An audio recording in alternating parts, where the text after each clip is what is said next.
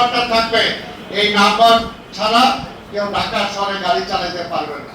এটা তো শিক্ষা আনতে হবে, কি বলে আনতে হবে না?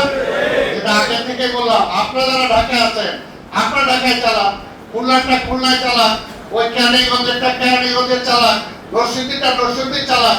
সব যদি ঢাকায় চলে আসে তাহলে কেমন হবে? কিভাবে হবে?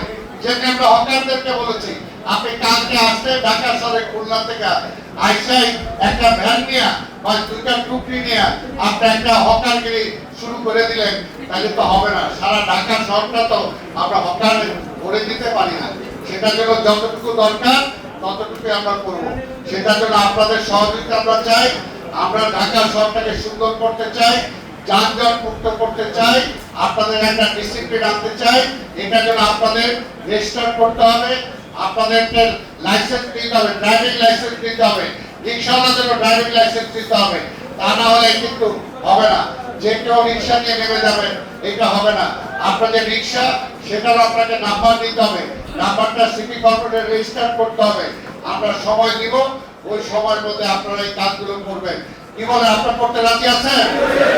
জোরে হাত তুলে দেখা, রাজি আছেন আপনারা?